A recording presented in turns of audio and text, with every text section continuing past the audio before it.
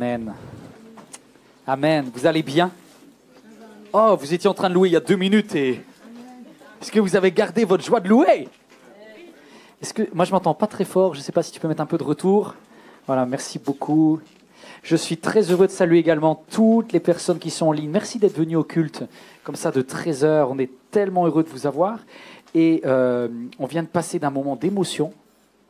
On est en train de louer le Seigneur, de lui parler avec notre âme, avec nos sentiments. Et si vous voulez bien, on va basculer de notre âme, de nos sentiments, à notre tête. Parce qu'aujourd'hui, c'est vraiment une étude biblique costaud à digérer. Donc, ton voisin ou ta voisine vient de s'installer, tu dis, est-ce que tu vas pouvoir digérer ça? Demandez-lui, est-ce que tu es prêt? Vous qui êtes en ligne, il va falloir digérer. C'est un gros morceau. En fait, je ne l'ai jamais entendu prêcher de ma vie dans une église, ce texte-là. Parce que c'est un texte qui est très rare, qui est... c'est une histoire triste, ça s'affiche sur vos écrans. C'est une histoire tellement triste que je pense que les pasteurs ne veulent pas trop toucher ça. Une histoire triste. La vidéo, vous êtes prêts? C'est bon? Je n'ai pas l'écran. Ah si, ah voilà, c'est ça. Walt Disney est réputé pour savoir commencer par une histoire qui débute mal. Ça évolue de pire en pire et à la fin, happy end, ça finit bien. Et bien, cette histoire, elle commence super bien. Elle finit très mal. Elle finit très mal, donc je ne vois pas comment vous allez pouvoir apprécier. Si vous cherchez juste des émotions, ça ne va pas vous faire du bien aujourd'hui. Maintenant, votre cerveau a besoin de réfléchir parce que ça va nous enseigner des choses pour éviter de nous faire piéger. Le thème d'aujourd'hui, c'est manipulation. Le thème, ça s'affiche sur vos écrans, manipulation. Jean-Bruno, je t'ai perdu là. Manipulation. En fait, on va voir tout de suite la définition de la manipulation. La manipulation, c'est l'emprise exercée par une personne sur une ou plusieurs autres dans le but de contrôler leurs actions et leurs sentiments. L'emprise d'une personne qui va essayer de modifier votre comportement en touchant votre cœur. Et ça va modifier ce que vous allez faire. Une jeune femme, vous savez que les personnes plus jeunes sont souvent plus manipulables. Ça ne veut pas toujours dire, mais en général, quand on est jeune, on est plus influençable, plus manipulable. Une jeune femme de 25 ans était dans une toute petite église de maison, une église baptiste, dans laquelle c'était une vieille dame qui faisait des études bibliques. Et cette vieille dame, tant bien que mal, parlait de le fait de garder sa vie pour Jésus, de grandir avec Dieu. Et il y avait comme ça un petit groupe. Et à 25 ans, il y a un pasteur jeune, dynamique, visionnaire, intéressant, pétillant, qui avait un vrai projet, qui a dit « Ceux qui m'aiment me suivent, on va implanter une œuvre, ça va être énorme, on va créer un centre missionnaire, il va y avoir des personnes qui viennent, etc. » Et cette jeune femme de 25 ans, elle a foncé tête baissée en disant « Waouh, il se passe quelque chose !» On aime tous qu'il se passe quelque chose, d'accord? On dit on a une vie, on veut la vivre à fond. Et du coup, elle s'est consacrée, et là, dans cette œuvre qui démarrait, qu'on appelait l'œuvre de Dieu, elle a rencontré un jeune homme, parce que c'était ouvert, il y a un jeune homme qui est venu d'une autre région, et ils se sont rencontrés, ils se sont mariés, ils vécurent heureux, et eurent 4 enfants, et le 3e s'appelle Yvan, et c'est moi-même. Et du coup, et ça c'était bien, jusque-là tout va bien, jusque-là c'est vraiment la belle histoire. Et quelques années plus tard, cette même famille, avec la grand-mère à l'arrière, se retrouve dans une voiture qui prend l'eau, une vieille R21. Vous avez connu les R21, donc vous n'étiez pas nés encore, d'accord? Ça me fait un peu peur. Merci pour tous ceux qui ont connu les R21. Et dans des R21, se retrouvent à faire plus d'1 heure de route pour trouver une église capable de les accueillir, parce qu'ils venaient de vivre un drame terrible, qui était je pense, waouh, ce que c'était que la manipulation spirituelle. J'ai à peu près compris assez vite et assez jeune ce que c'était. Et quand je voyais les pieds de ma mémé qui étaient remplis d'eau, parce qu'il y avait de la flotte dans la R21, je me dis, Seigneur, on revient de loin quand même. Et la manipulation, c'est tout un cheminement. Et on va étudier cela au travers d'un texte que je vous dis qui est très, très, très bizarre. 1 Roi 13. Pour ceux qui ont leur Bible, vous prenez 1 Roi 13. Et c'est tellement bizarre que je vais essayer de vous l'expliquer parce que sinon j'ai peur que vous décrochiez. Vous êtes là cet après-midi ? Allez, c'est parti. Je vous explique, il y a 2 parties. La première partie, tu l'affiches, c'est super bien. C'est un roi et un homme de Dieu. Grand 1, Jean Bruno, c'est bon. Un roi et un homme de Dieu. Merci. Un roi et un homme de Dieu. Et ça commence avec bravo. Bravo, parce que l'homme de Dieu va discerner toutes les manipulations et va être un homme remarquable. Qu'est-ce qui se passe? Un tout petit peu d'histoire d'abord, pour bien comprendre le contexte. Sinon, vous allez être perdu. Regardez ici. Le contexte, c'est quoi? Vous connaissez Israël. Vous voyez à peu près la géographie d'Israël? Il y a une ville au milieu qui s'appelle Jérusalem. Dans Jérusalem, on est à la mort du roi Salomon. Quand le roi Salomon meurt, il laisse derrière lui le plus grand empire que Israël n'a jamais eu. C'est le plus grand. C'était l'apogée. Et à la fin de son règne, il y a un schisme, c'est-à-dire qu'il y a une guerre civile. Deux rois veulent prendre le contrôle. Il y a un roi qui est son fils, c'est le roi légitime, il s'appelle Roboam, et il reste autour de la capitale. Donc il possède le pays de Juda, dont la capitale est Jérusalem. Mais toutes les autres tribus lâchent et font sécession, guerre civile. Et ils rejoignent un nouveau roi autoproclamé du nom de Jéroboam. Et ce roi Jéroboam a la plus grande partie du pays, mais n'a pas beaucoup de légitimité. Alors, regardez les responsabilités individuelles et collectives. Le roi Jéroboam, c'est un champion de la manipulation. Jean Bruno, je suis désolé, hein, je sais que c'est long les journées, mais Jéroboam, c'est le roi de la manipulation. Il est capable de tourner la tête à plein de monde. Vous en connaissez? Dans les familles, au boulot, des personnes qui ont du talent, c'est un animal politique. Il est très fort, ce Jéroboam, parce qu'il va réussir à rallier quand même presque toutes les tribus à sa cause, et il a un énorme problème. C'est quoi sa capitale? Samarie. C'est lui qui va lancer la notion de Samaritain. Il va avoir comme capitale Samarie et pas Jérusalem, et il a un énorme problème politique. Vous savez que quand il y a une guerre civile, il y a les gens, ils changent de côté. Surtout quand il y a un lieu qui s'appelle Jérusalem, où tout le monde a eu l'habitude d'adorer Dieu, parce qu'il était très clair que c'était à Jérusalem qu'était le temple de l'Éternel. Vous êtes toujours là. Donc qu'est-ce qu'ont l'habitude de faire tous ceux des tribus du Nord? Ils ont l'habitude chaque année d'aller faire un pèlerinage au temple. Ils ont l'habitude d'aller rencontrer Dieu. C'est comme vous, quand vous allez à l'église, etc., vous avez pris des habitudes. Et à ce moment-là, le roi Jéroboam se dit, si ça continue comme ça, tous mes citoyens vont se rallier au royaume de Jérusalem. Donc je vais devoir créer, et il a manipulé, c'est un homme politique incroyable, je vais créer des autels de Dieu dans plusieurs endroits. Et c'est ce qu'on appelle les hauts lieux en Israël. Vous avez déjà entendu parler de ça? Donc en fait, il va prendre des villes qui sonnent bien, notamment une ville qui s'appelle Bethel. Bethel, ça veut dire quoi? Maison de Dieu. C'est un bon endroit pour faire un autel. Et il va faire un autel de Dieu à Bethel, qui est absolument pas biblique, vous comprenez l'idée, ce que je veux dire. Mais il se dit, il y a forcément des personnes dans le peuple d'Israël qui sont ses victimes au début, mais qui vont devenir ses complices. Et il va distribuer des postes. C'est vrai en Europe, c'est vrai en Afrique, c'est vrai partout. Il mélange le pouvoir spirituel et le pouvoir politique. Méfiez-vous parce que c'est le nid à manipulation, ça. Quand un président, quand des personnes commencent à mélanger Dieu et leur pouvoir politique, ça fait des étincelles. J'ai une pensée pour des fois mes amis qui sont d'Afrique, et je dis, faites pas la même bêtise que nous on a fait en Europe pendant des années. Parce que quand, en Italie, à l'époque de l'Empire romain d'Occident, on a fait un lien entre le pape et le souverain, ça nous a amené des galères pas possibles. Parce qu'il y a eu plein d'exactions au nom de Dieu. Ensuite, on va dire chez les cathos, mais c'est vrai aussi chez les protestants. Quand les princes protestants en Allemagne ont dit « nous sommes nommés évêques et princes en même temps », ça a donné des abus terribles. Alors quand je vois des fois des frères et tout, qui sont de bons zèles évangéliques, en Seigneur, on prie pour les autorités, mais qui font un pacte avec les autorités en disant « on va bosser ensemble », vous ne savez pas avec qui vous bossez. Parce que si la personne devient tordue, elle est corrompue, quand ils rejetteront la personne, ils rejetteront Dieu également. Et c'est ça qui est très dangereux. Alors que, je ne sais pas si vous êtes là cet après-midi, mais quand Jésus est face aux pharisiens et qu'il sort la pièce, qu'est-ce qu'il dit? Rendez à César ce qui est à César et à Dieu ce qui est à Dieu. Parce que César n'est pas Dieu. Vous êtes toujours là?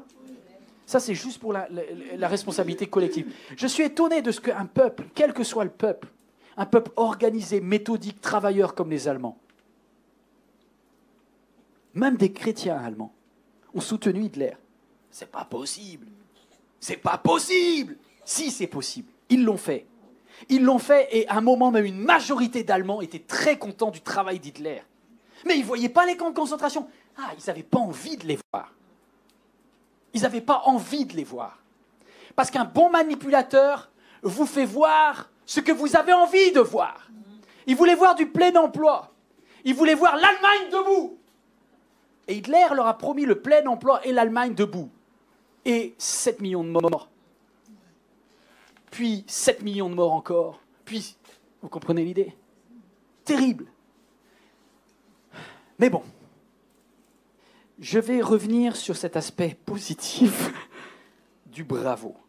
Alors que Jéroboam a réussi son coup et qu'il a mis en place des nouveaux prophètes par-ci par-là, collabos, voilà qu'à Jérusalem, et ça c'est l'histoire du jour, dans 1 Roi 13, il y a un homme qui se lève.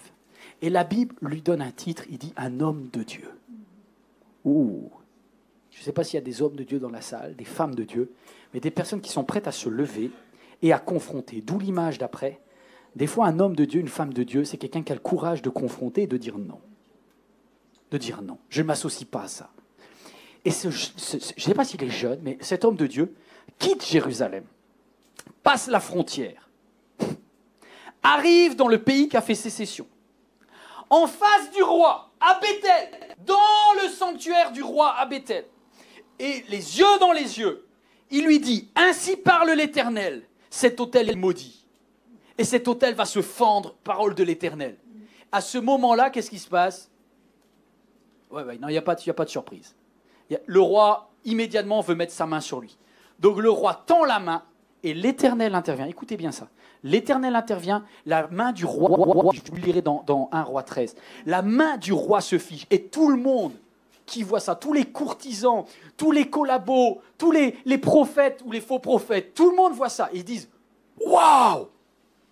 Ici, il y a un véritable homme de Dieu. » Parce que cet homme de Dieu a eu le courage de confronter. Et je vais aller plus loin, et je termine sur cette première partie, qui est la bonne partie. Wouhou ! La bonne partie, parce qu'après ça va plonger. La bonne partie, c'est que qu'est-ce que va faire le roi une fois que le roi est pris en flag, que sa main est paralysée et que Dieu vient de parler? Le roi, d'abord, il pense à lui. Le roi, il dit « je veux la guérison ». Le prophète s'approche, l'homme de Dieu s'approche et guérit le roi de la part de Dieu.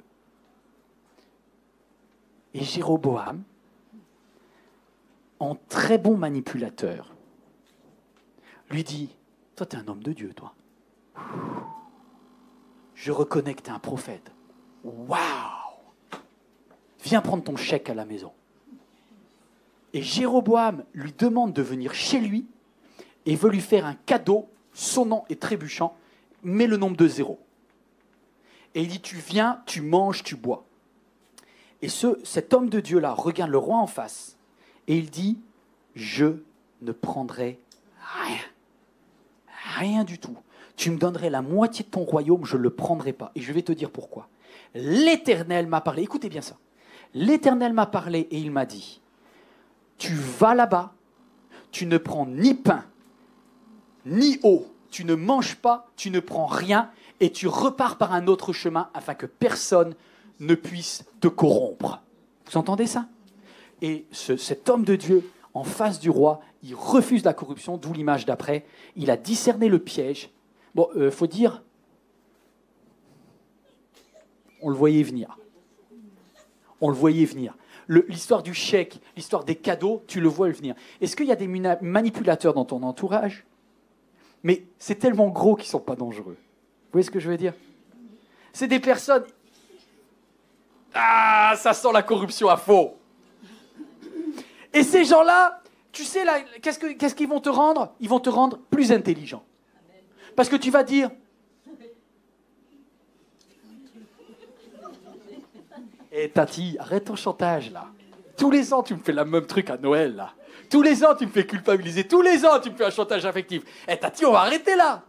La seule chose, c'est qu'elle te rend intelligente. Tu dis... Vous voyez les mains du manipulateur quand j'ai pris les ficelles? Mais c'est pas des ficelles, c'est des tubes, là. Tu peux presque jouer de la guitare là-dessus, tellement c'est des guitares basses, quoi. C'est des vraies grosses cordes. Tu te fais pas avoir. Qui c'est qui se fait avoir là-dedans? Pas grand monde. Oh, il y en a quelques-uns. S'il avait beaucoup aimé l'argent, ce gars-là, il serait fait embarquer.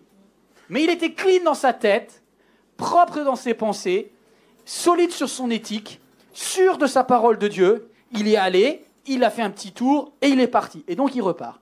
Et là, on se dit, le pire est passé. Deuxième partie, hélas. De le vieux prophète et l'homme de Dieu. Aujourd'hui, on va pouvoir faire qu'une partie de cela, parce qu'il y a tellement de choses riches qu'on devra le faire en deux fois. C'est bon, vous êtes là? Est-ce que vous êtes prêts à lire une histoire qui va vous énerver? Non, vous avez l'habitude de lire la Bible et que ça vous énerve? Alors ton voisin, tu prépares ton voisin, ta voisine, tu lui dis, tu vas lire, mais reste calme. Non, dis-lui, reste calme. Ne t'énerve pas contre Dieu. Ça va passer, il faut juste digérer l'affaire. C'est une des histoires les plus injustes de la Bible. Ok, vous êtes préparés psychologiquement? On la lit ensemble? Allez, on est parti. À cette même époque, vivait à Bethel, donc là, bref, à Bethel, un vieux prophète. L'un de ses fils vient lui raconter tout ce que l'homme de Dieu avait fait ce jour-là à Bethel et toutes les paroles qu'il avait dites au roi. Alors il demanda à ses fils, mais par quel chemin est-il parti? Ses fils lui indiquèrent la route par laquelle l'homme de Dieu était venu et de Juda et était reparti. Le vieux prophète prit le même chemin que l'homme de Dieu. Il le rattrapa alors qu'il était assis au pied du chêne et lui demanda, « Es-tu l'homme de Dieu qui est venu de Juda ?»« Oui, c'est bien moi. » Alors il reprit, « Mais viens chez moi pour manger quelque chose. » Mais l'homme de Dieu, donc de Juda, répondit, « Je ne peux ni retourner avec toi, ni entrer chez toi. Je ne dois rien manger ni boire avec toi dans ce pays, car j'ai reçu l'ordre de la part de l'Éternel de ne pas manger de pain, de ne pas boire d'eau en ce lieu, de ne pas prendre à mon retour le même chemin qu'à l'aller. » C'est clair? Alors regardez la suite. Mais le vieillard, il insista. Moi aussi, je suis prophète comme toi. Or un ange m'a parlé en ces termes de la part de l'Éternel et il m'a dit, ramène-le avec toi dans ta maison pour qu'il mange le pain et boive de l'eau. En fait, en disant cela, il mentait. Le prophète de Juda retourna avec lui à Bethel. Chala, pour manger et boire de l'eau chez lui. Ok? On continue. Accrochez-vous. Là, prenez la luge. Là, je sais qu'on est en hiver. Là, ça va descendre. Comme ils étaient tous les deux à table, l'Éternel adressa la parole au vieux prophète qui avait donc ramené le jeune. Vous avez compris l'idée? Et il s'adressa à l'homme de Dieu de Juda en lui disant, « Voici ce que déclare l'Éternel. Tu as désobéi à l'ordre de l'Éternel et tu n'as pas respecté le commandement que l'Éternel ton Dieu t'avait donné.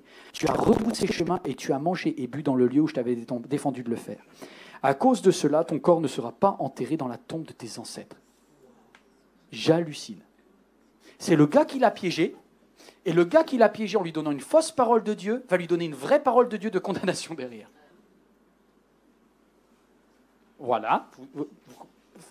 On continue avec la luge. On continue. Et là, après que l'homme de Dieu eut mangé du pain et bu de l'eau, le vieillard sella l'âne du prophète qu'il avait fait revenir, et celui-ci repartit. En route, un lion se jeta sur lui, le tua. Son cadavre resta étendu sur le chemin. L'âne et le lion se tenaient chacun à côté du corps. Et la fin de l'histoire en apothéose, tu peux me remonter la slide numéro 2, tout au début. Fin d'histoire en apothéose. Le vieux prophète ramassa le cadavre de l'homme de Dieu, le chargea sur son âne et le ramena à la ville pour procéder à la cérémonie funèbre et ensevelir le corps. Il le déposa dans son propre tombeau et entonna sur lui cette complainte funèbre.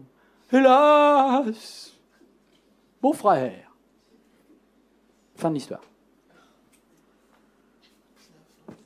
C'est affreux, c'est dégoûtant, c'est énervant, c'est injuste. Alors là, je me dis, pourquoi c'est dans la Bible? C'est dans la Bible parce qu'il va falloir qu'on retire des leçons. Parce que Dieu, comme je le dis souvent, n'a pas lavé votre cerveau, il a lavé vos péchés. Mais vous êtes responsable de votre cerveau. Et c'est très difficile parce que quand on a été victime, et j'en ai fait partie, et un jour ou l'autre, vous serez tous victimes de quelqu'un qui veut faire de la manipulation spirituelle. Il va falloir distinguer quelles sont la part des responsabilités du manipulateur. C'est ce qu'on verra en grand A. Quelle est la part de responsabilité de la victime? Et enfin, parce que certains en ont quand même une petite dent contre Dieu, quelle est la responsabilité de Dieu? Pourquoi Dieu a permis tout ça? Et si vous voulez bien, on attaque ça. C'est bon? La responsabilité du manipulateur. Parce que franchement, il est très fort. Il y en a qui regardent des séries télé policières ici? Qui c'est qui a regardé des séries télé policières? Presque tout le monde, non? Dites-moi la meilleure technique d'interrogatoire. Quand vous voulez faire craquer quelqu'un, quel flic vous envoyez? D'abord le baraqué, le méchant. Et le méchant, il crie, il tape, il fait du bruit. Et le méchant, il obtient rarement les aveux. Alors vous amenez, bon là j'ai mis un flic gentil, mais vous amenez plutôt la standardiste qui sert le café et qui vient, oh le méchant flic, il est dur envers toi. Qu'est-ce que tu avais fait en vrai? Comprenez l'idée? Et c'est exactement la technique du diable.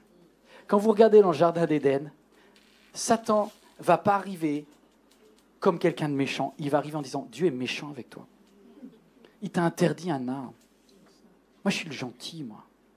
Moi, je te comprends. Moi, je comprends tes frustrations, là. Vous savez, les manipulateurs qui viennent avec leurs gros sabots, vous les verrez et ils ne vous auront pas. Si vous voyez un jour un pasteur qui arrive avec une Rolex, une Cadillac, avec des mégaphones, vous êtes sur votre garde. Vous dites, c'est bizarre qu'il soit si riche. Mais quand vous voyez un vieux prophète, c'est possible de me remettre l'image d'après, un vieux prophète qui va arriver tout gentil, c'est un papy qui vient. C'est un papy. Un papy, c'est gentil. Et un papy prophète, c'est 2 fois gentil. Et un papy prophète qui vit à Bethel, la maison de l'Éternel. C'est hyper sécurisant. Ouh, t'es mort. C'est ça qui est dangereux. Vous savez, les manipulateurs, les bons, vous les voyez pas venir. Un bon manipulateur, il est plus intelligent que vous. Et vous voyez dans cette histoire, celui qui tire les ficelles, c'est le vieux. Il est bon, le gars. Il a l'expérience. Moi, ça me fait froid dans le dos. Hein. Alors, manipulation spirituelle, la pire des manipulations spirituelles. On a vu ce qu'il a fait. Mais qu'est-ce qui a fait que le vieux, là, prophète, ça veut dire que cet homme-là, un jour, il était proche de Dieu. Écoutez bien ça. Est-ce que ce vieux prophète a toujours été corrompu? Non. Et c'est pour ça qu'il est dangereux. Parce qu'il y a eu un temps où, avant le schisme, il était du bon côté, le vieux prophète. Il a peut-être commencé sa vie avec des bons prophètes.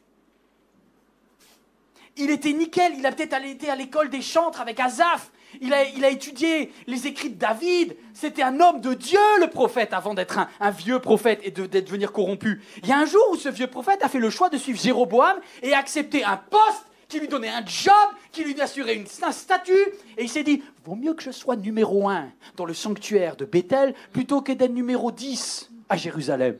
Et il a pris le job, le vieux prophète, parce qu'il y avait un intérêt. Vous êtes d'accord avec moi ?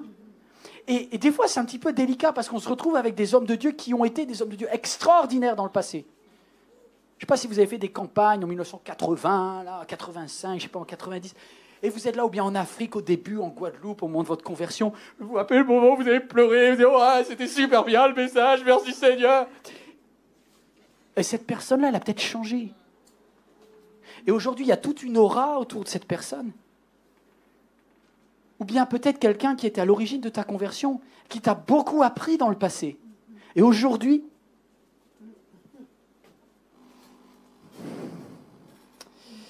alors on y va. À cette époque, À cette même époque vivait à Bethel un vieux prophète. Et regardez comment tout a commencé. L'un de ses fils, c'est énorme ça. Là, vous avez une clé. L'un de ses fils va lui raconter tout ce que l'homme de Dieu avait fait. Comment il avait parlé au roi. Écoutez bien. La jalousie, ça tue. Et les fils, là, ils vont rentrer. Écoutez bien ça. Ils vont rentrer en disant « Papa, pasteur, apôtre, j'ai rencontré un gars rempli d'onction. Et le roi, il a étendu la main. Le monsieur, il a dit, au nom de Dieu, boum, la main, elle est devenue en pierre. Et puis le vieux prophète, il entend ça. Et les fils sont en train de dire, waouh! Qu'est-ce qu'il a que j'ai pas, moi? Tu sais qu'avant, papa, il était comme ça. Tu sais qu'avant, papa, c'était un monsieur reconnu. Tu sais qu'il y a une époque où l'église de papa, c'était la plus belle du pays. Vous comprenez ce que je veux dire? Et c'est ça. On a tous... Attendez, le manipulateur, ce n'est pas les autres. Vous êtes tous... Plus votre leadership va augmenter, plus vous serez tentés. Là, vous auriez dû dire amen, mais parce que ça ne vous aimait pas, parce que ce n'était pas dans le bon sens. Mais plus le Seigneur va vous donner du talent, plus ton don musical va être connu, plus les œuvres que tu fais pour les autres vont être visibles, plus ta capacité à parler, à entraîner, à créer de l'enthousiasme va être forte, et plus les gens vont te donner du pouvoir de les manipuler. Mais également, plus de personnes viendront te manipuler. Parce que tout le monde a envie d'être à côté du président quand il est président, parce que tout le monde veut gratter quelque chose. Donc, quand tu es chef, tu manipules tout le monde, et tu es manipulé par beaucoup de monde aussi. Et c'est ce qui va se passer. Et la jalousie, la comparaison, ça commence par là. Et quand tu commences à te comparer ou à comparer ton don avec les autres, bienvenue dans la luge du manipulateur. Ça peut aller très vite à ce moment-là. Et les fils, là, ils vont savonner la planche à papa, parce qu'ils vont dire, papa, t'as vu, il y en a quelqu'un qui est meilleur que toi. Il y a quelqu'un qui démarre mieux que toi et qui a plus de puissance que toi. Et le papy, là, wouh! Alors, ils veulent rencontrer pourquoi? Vous savez, des fois, dans les manipulateurs, un manipulateur, la caractéristique, c'est qu'il va vouloir se rapprocher de toi. Si tu as du don, si tu as de l'onction, si tu as de la réussite, je vais être ton copain.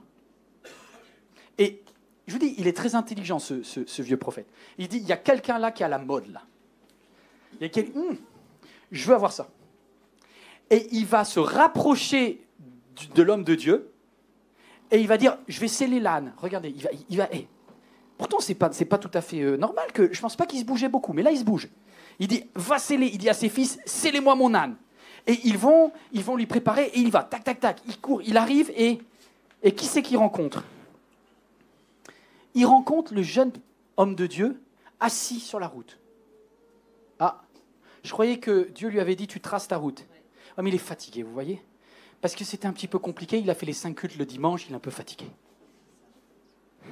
Et à ce moment-là, tu as beau être un homme de Dieu, et c'est tout, excusez-moi de vous le dire, mais c'est jamais quand tu es au sommet, en train de bosser pour Dieu, que tu es vulnérable.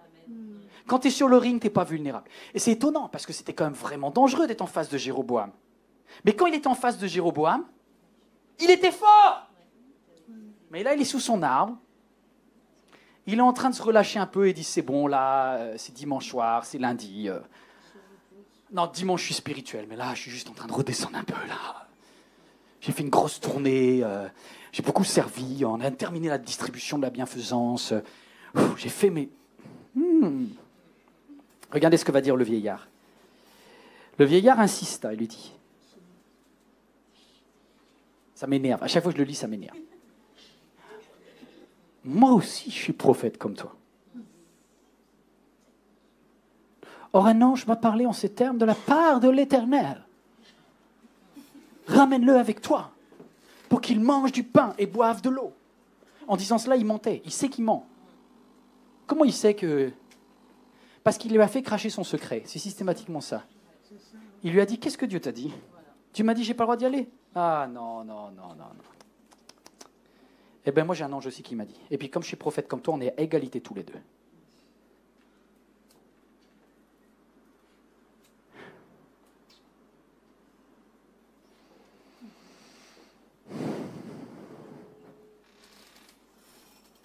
Le mensonge, ça tue.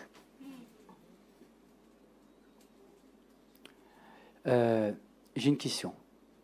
Est-ce qu'il sait qu'il ment? Oui, probablement. Oui. Vous savez, il y a quand même une question avec les manipulateurs. C'est qu'ils sont tellement dans leur trip qu'il n'y a que l'objectif qui compte. Et au bout d'un moment, tous les moyens deviennent bons.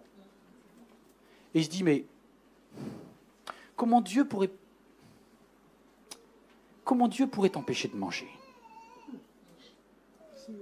Comment Dieu ne serait pas assez bon avec toi pour te donner de l'eau? Dieu a-t-il réellement dit? Ah non. C'est un escroc. C'est un escroc. Et le mensonge, ça tue.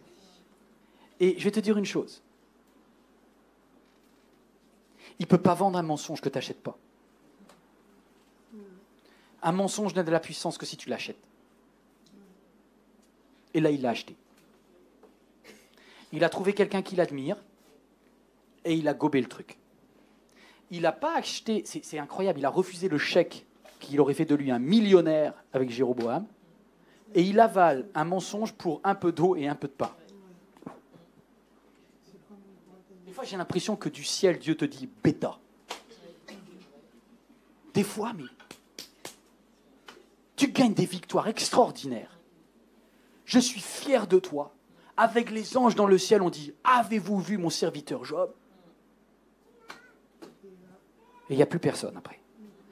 Juste, est-ce que c'est possible de questionner un tout petit peu encore avant de terminer sur le manipulateur? Mais, vous savez, des fois, je me suis demandé, parce que le vieux prophète, il a été prophète, donc il y a une partie de lui qui aime Dieu. Est-ce que vous croyez qu'il est capable, des fois, d'entendre la voix de Dieu? Pourquoi? Est-ce que vous êtes sûr qu'il peut entendre la voix de Dieu? Oui, parce que c'est lui qui va donner la condamnation et qui est vrai. C'est ça qui est vraiment troublant. C'est que c'est un faux prophète, mais il a encore des vraies prophéties. Et c'est ça qui nous énerve. C'est qu'il va être capable de dire « Mais l'Éternel te condamne maintenant !» Oh mais sérieux, moi je suis là, mais là, c'est pas des bons sentiments qui naissent en toi. Et tu te dis, mais le tordu, il m'a piégé depuis le début, et en fait, il est quand même capable d'entendre la vraie voix de Dieu. C'est chaud. Pour ça, ton cerveau. Et on va voir comment éviter. Là, j'arrive sur la fin du message. Comment éviter la manipulation? On y arrive. Il faut que je termine, il faut que j'avance plus vite. Mais avec le pasteur Jean, c'est bien, vous savez qu'on travaille à plusieurs messages parce qu'on voit plusieurs angles.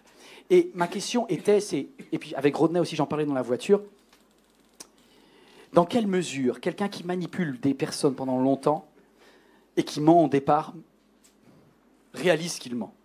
Et je pense que, excusez-moi, hein, mais moi parce que quand on était face à un manipulateur, je vous dis, j'ai suffisamment, je pense, payé dans ma vie. C'est pour ça qu'aujourd'hui, on met tant de protection aujourd'hui à Créteil. J'espère qu'on en met assez, mais il en faudra toujours plus. Mais, waouh, ce qui me fait peur, c'est que j'ai l'impression que des fois, les manipulateurs, ils sont sincères. C'est-à-dire qu'ils vous mentent, mais sincèrement. Et tu dis, mais il ne peut pas faire... Non, mais il a l'air d'être honnête, là. Et vous savez pas quoi? Il y a un moment où le manipulateur, il est tellement dans son objectif qu'il vous regarde droit dans les yeux et dit, mais non, je le fais vraiment pour toi, en fait. C'est pour moi.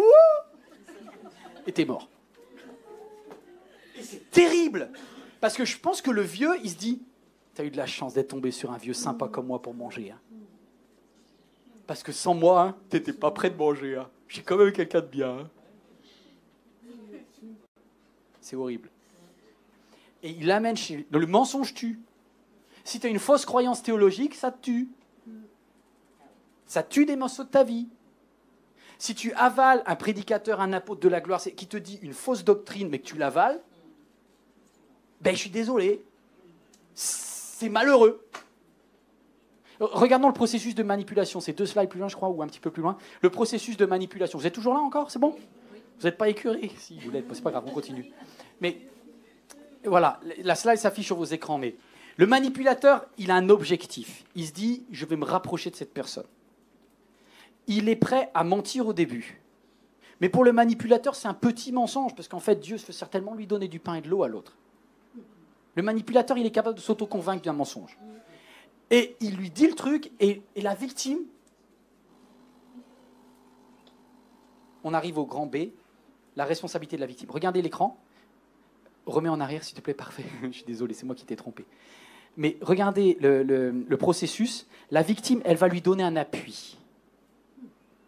C'est possible de remettre le slide. La victime va lui donner un appui. Et c'est sur cet appui que le manipulateur va rentrer par cette clé dans la maison. Et une fois qu'il est dedans, t'es mort. Parce qu'après, il fait de l'emprise, et ça, c'est son technique, il sait faire. Et après, il t'amène dans l'acceptation, où tu dis ah, « Merci, mon sauveur, qui me tue », et t'es mort. Et tu pleures. Et pour certains, vous pleurez un peu, beaucoup, passionnément, ou voire à la folie.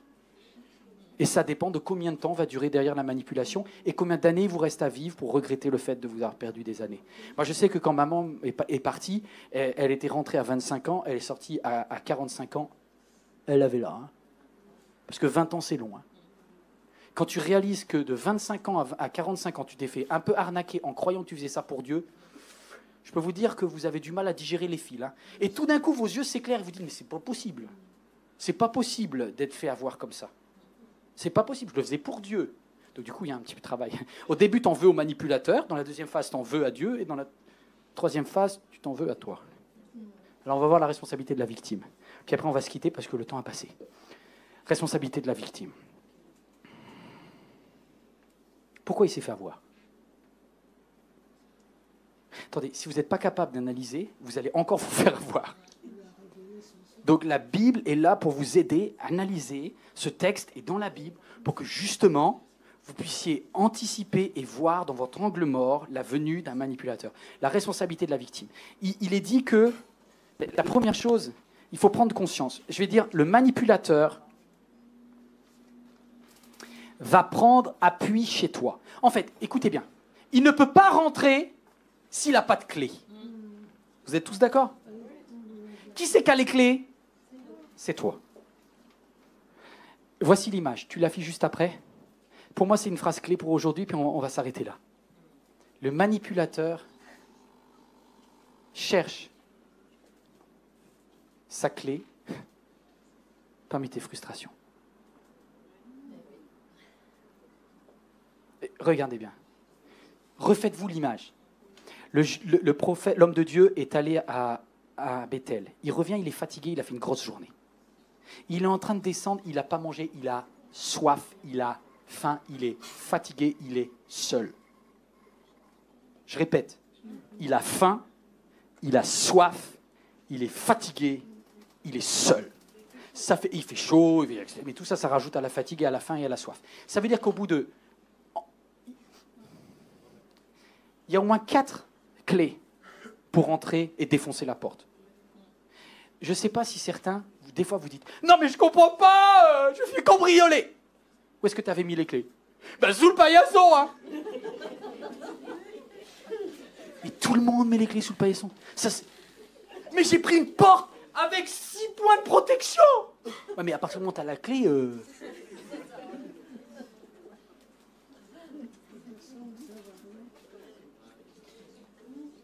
Si tu n'es pas conscient de tes faiblesses, Non, mais pareil le pot de fleurs. Hein, pour ceux qui sont adeptes du pot de fleurs sur le côté, c'est pareil. Non, mais moi, je ne suis pas comme les autres, je ne suis pas bête comme les autres. Moi, je le mets dans le pot de fleurs, je ne le mets pas sous le paillasson. Ok, on arrête là. Il y a un moment où c'est toi qui donnes la clé, là. Et je comprends aussi que certaines compagnies d'assurance disent « Attendez, il y a stupidité de la victime, là. » Et c'est vrai. Écoutez bien, écoutez ce message. Je termine là-dessus. La semaine prochaine, on va aller encore bien plus loin. Mais vous avez des manques. Vous avez des besoins. Vous avez des fatigués, seuls. Qui c'est qui aime seul, être seul ici ? Eh bien, quand tu es seul, fais gaffe. Parce que je peux te dire une chose. Le manipulateur, il a de l'odorat. Juste une chose. Vous savez ce que la Bible nous dit ? Il dit, votre adversaire, le diable, est comme un lion. Vous savez, le lion, il les sent venir. Et le lion, il regarde tout de suite, et il regarde le troupeau, et boum, il sait déjà qui va croquer. Parce qu'il va croquer ceux qui ont des besoins. C'est-à-dire l'antilope qui a besoin de manger, celle qui a besoin de dormir, celle qui a besoin de boire, celle qui est seule. Elle passe en premier. Vous comprenez l'idée? C'est pareil. Et plus tu as des frustrations, plus tu as des clés. Il lui suffit de trouver. Et là, il est venu. Hey, c'est un champion. Hein. Le papy, là, c'est un champion. Il est arrivé, il commence en disant, c'est toi l'homme de Dieu.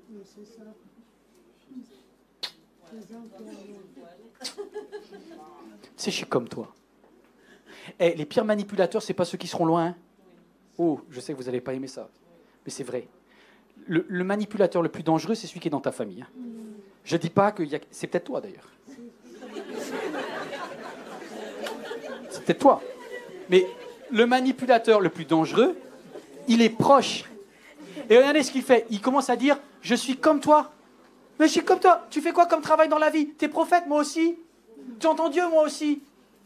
Toi, t'es jeune, moi, je suis un peu plus vieux, j'ai un peu plus de bouteilles. Eh, écoutez, comment vous dire? Si un jour je vais dans une église où il y a un jeune qui vient et qui me dit « J'ai une parole de l'Éternel pour toi, Yvan, au nom de Jésus !» Je dis « Calme-toi un peu, beau gosse, là. Je te vois venir avec tes gros sabots. » Mais quand t'as un vieillard qui vient, le gars, il vous fait peine dès qu'il arrive. Vous dites « Mais pourquoi t'es venu, papy? J'ai venu avec mon âne, là. Mais Dieu m'a dit un truc pour toi. »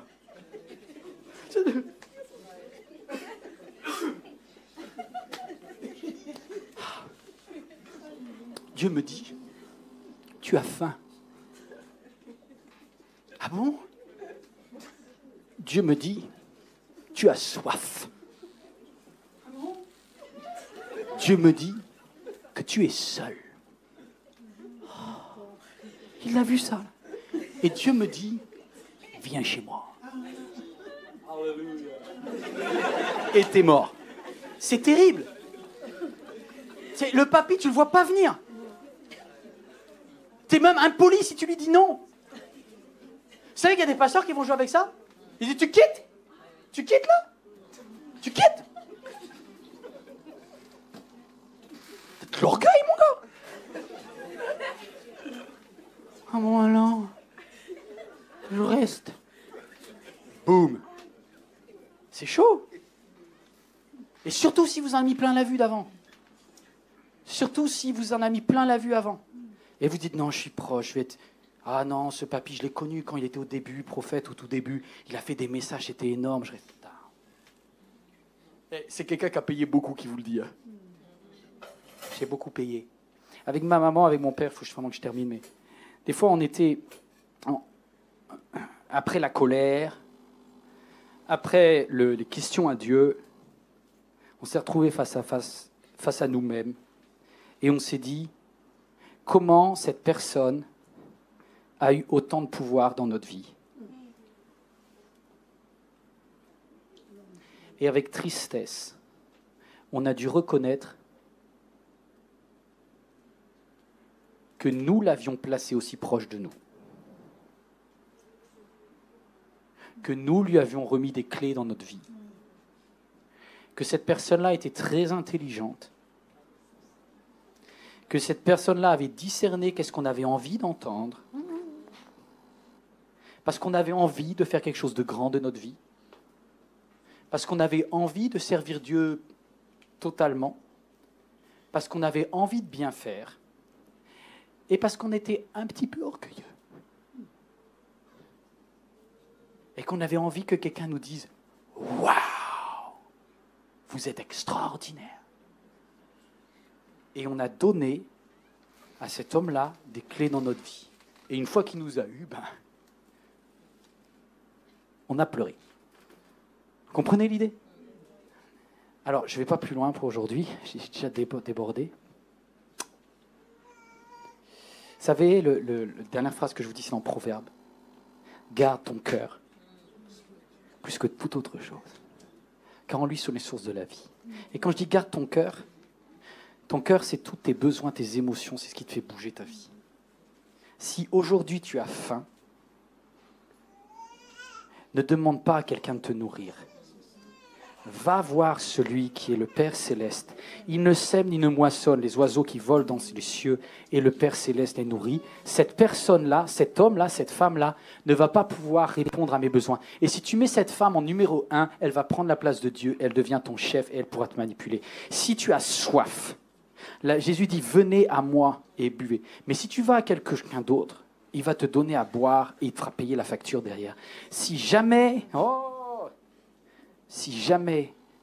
tu te places devant Dieu et tu dis, j'ai appris à être heureux dans l'abondance, dans la disette, et je sais que mon Dieu pourvoira à tous mes besoins, tout d'un coup, tu ne deviens plus vulnérable. Alors, j'ai débordé, mais il était au pied d'un arbre là, quand il est arrivé. Il était assis au pied d'un arbre. Vous savez ce qui me piège, et je demande pardon à Dieu moi-même, parce que je suis aussi capable de faire des bêtises des fois. Quand je suis fatigué au pied d'un arbre, et que je vois quelqu'un arriver, j'ai envie de trouver dans cette personne mon sauveur, au lieu de me mettre sur mes genoux et de crier à celui qui est dans le ciel, de pourvoir à mes besoins. Et quand tu pries, il dit, priez le Notre Père qui est aux cieux, pas Notre Père qui m'amène un Père sur la terre. Et c'est pour ça que Jésus dit, n'appelez personne Père sur la terre, parce qu'un jour, ils feront passer à la caisse. Et c'est ça qui est terrible. Et c'est tellement bon de savoir ça, que Dieu est mon Père et j'en ai pas un autre. J'ai des frères, j'ai des sœurs, mais j'ai qu'un seul Père. On va fermer les yeux. Seigneur, aide-nous. Seigneur, aide-moi à garder mon cœur. Tu ne me demandes pas beaucoup de choses dans la Bible, tu ne me donnes pas beaucoup d'ordres, pas beaucoup de conseils, mais je retiens celui-là. C'est que c'est à moi que tu as donné les clés.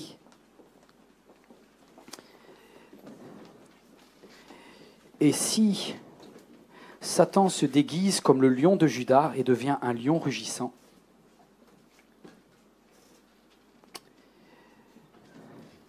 c'est le père du mensonge. Je veux juste crier à Dieu et chercher en toi mon secours. C'est ce qui a sauvé David de plein de manipulations. C'est parce qu'il était capable de dire d'où me viendra le secours. Le secours me viendra de Dieu. Celui ou celle ici dans cette salle, écoute bien ce message. Si toi tu recherches auprès d'un homme ou d'une femme un secours qui te vient de Dieu, cette personne te tiendra comme un pantin. Que ce soit ton conjoint, que ce soit ton enfant, que ce soit quelqu'un de spirituel, cette personne-là, tu peux l'apprécier. Mais c'est à Dieu de répondre à tes besoins. Waouh! Quelle leçon! Quelle leçon! Quelle leçon!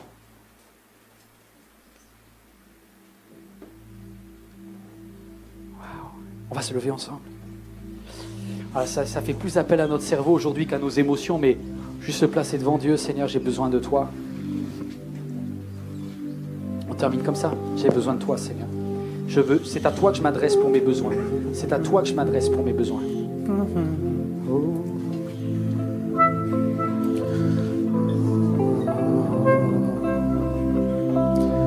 J'ai besoin de toi. J'ai besoin de toi.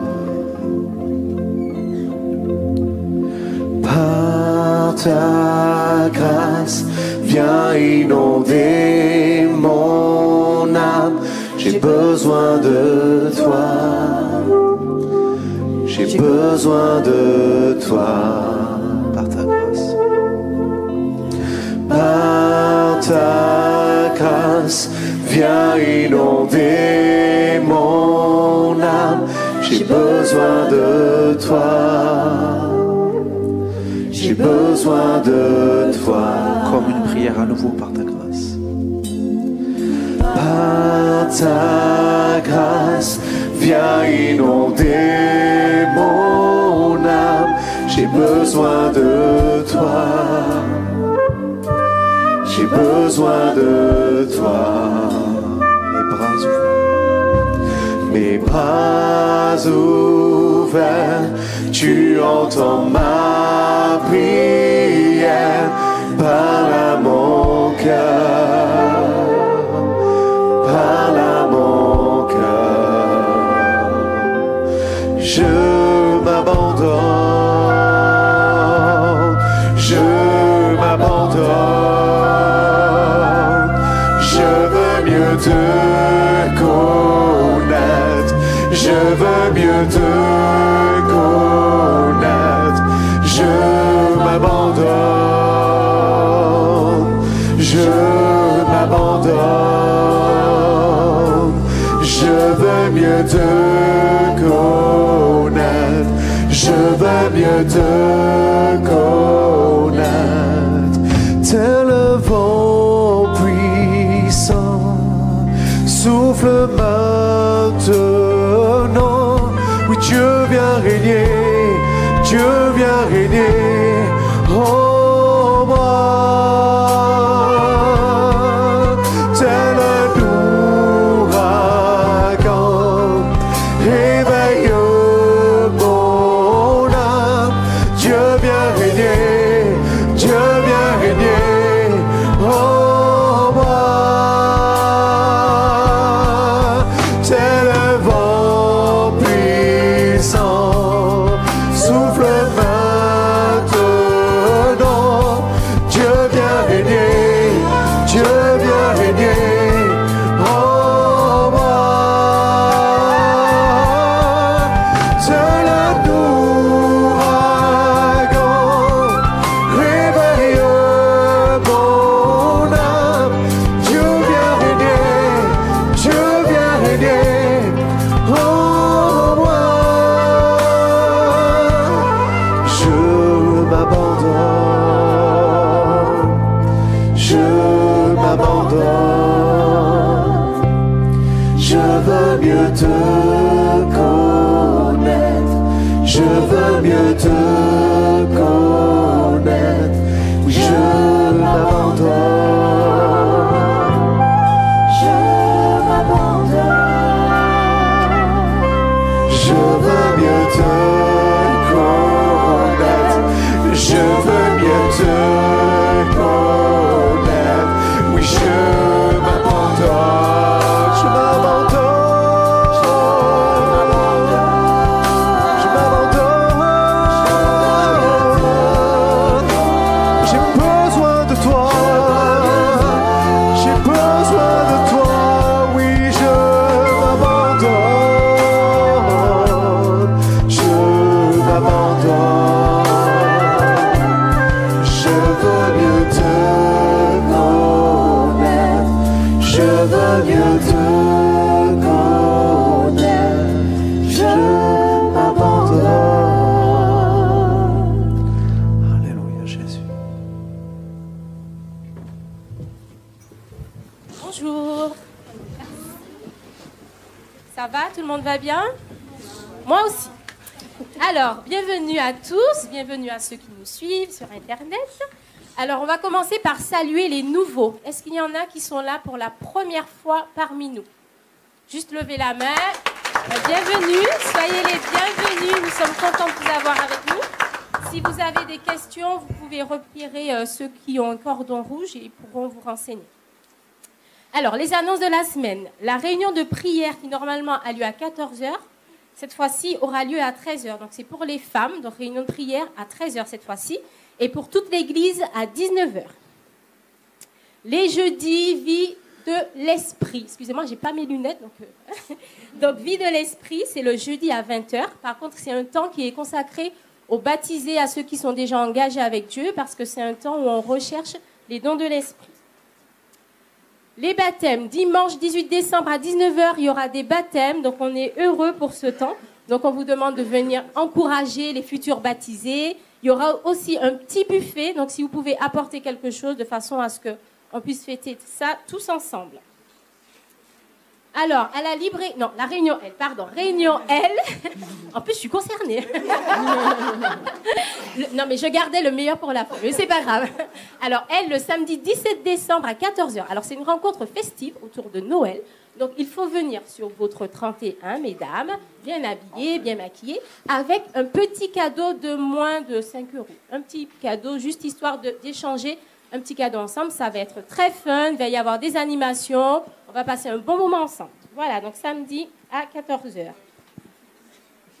Ça y est. Alors, la librairie organise une petite activité pour les enfants le 17 décembre.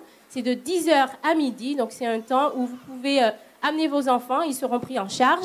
Il faut juste les inscrire à la librairie et voilà. Alors, si vous n'avez pas d'idée de cadeau, nous en avons une pour vous. Un beau cadeau de Noël. Alors, il y a un livre édité par les éditions MLK qui s'appelle L'Enceinte. Alors, c'est un livre de science-fiction qui a une valeur spirituelle. Donc, si vous voulez offrir ça à un ado, ben, ce sera un très beau cadeau. Ça s'appelle L'Enceinte. Alors, pour les travaux, nous avons besoin de vous. Si vous voulez nous donner un coup de main, il y a une réunion aujourd'hui à 19 h. Et sinon, si vous ne pouvez pas être là à 19 h pour les travaux, vous pouvez quand même nous aider en faisant un don. Alors, on a 3 pôles, pôle jeunesse, pôle louange et pôle bienfaisance. Alors, pour la jeunesse, on veut construire une salle de sport. Pour la louange, un studio d'enregistrement. Et pour la bienfaisance, une chambre froide afin de garder les aliments. Alors, bien sûr, tout ça, c'est pour nous. On est tous concernés. Donc, si vous pouvez nous aider, c'est avec plaisir. Donc, soit vous allez sur le site pour faire un don en ligne, soit vous allez à la fin du culte derrière où vous pourrez faire votre don. Nous vous en remercions. Alors, désolé, il n'y a plus de poulet, il n'y a plus de riz. Enfin, voilà, il n'y a plus rien à manger. Donc, sinon, c'était très bon, mais bon, il faudra revenir dimanche prochain pour autre chose. Alors, vous pouvez nous suivre sur Internet, églisemlk.fr, sur le Top Chrétien, sur Twitter, etc., etc. Vous connaissez. Je vous souhaite une excellente semaine. À bientôt. Au revoir. Yes. Je sais pas vous, mais je crois qu'elle assure quand même. Hein. C'est ma femme. Soyez bénis. On va demander à ceux qui sont désignés pour les offrandes de s'approcher et on va chanter un dernier chant ensemble. Alors on a entendu des choses peut-être qui remuent des choses qui fait à un moment donné, si on n'avance pas, nous faire dresser un tableau noir. Mais en fait, Dieu est bon.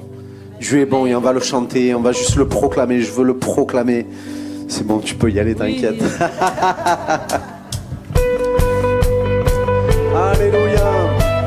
Tu es bon, Seigneur.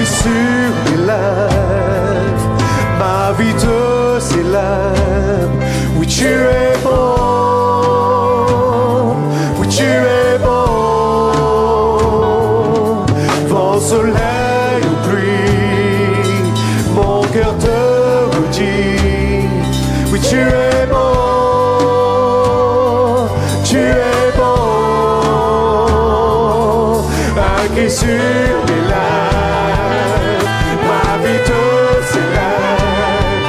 Tu es bon, tu es bon.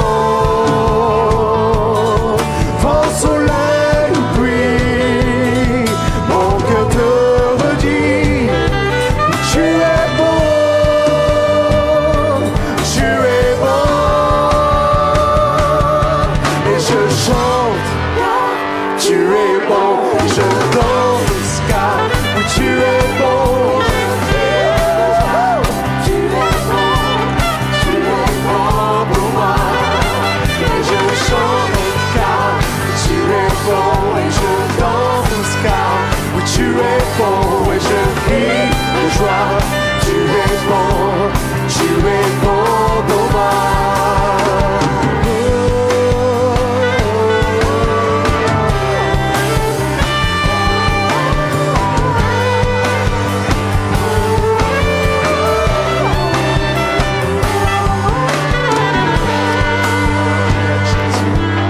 Alléluia. Passez une bonne semaine. Soyez bénis. Renouvelez. Cher ami, j'espère que ce message vous a fait du bien et que Dieu vous a parlé pendant que vous regardiez cette vidéo. Vous avez décidé de vous approcher de lui, n'hésitez pas à aller plus loin. En tout cas, si vous passez en région parisienne, vous êtes le bienvenu ici à MLK à l'un de nos 5 cultes. Si vous désirez nous suivre sur églisemlk.fr, vous aurez accès à tous nos messages, également sur la chaîne YouTube ou encore sur Facebook. Vous êtes le bienvenu à chaque fois, c'est un plaisir de vous recevoir. À très bientôt j'espère. Merci.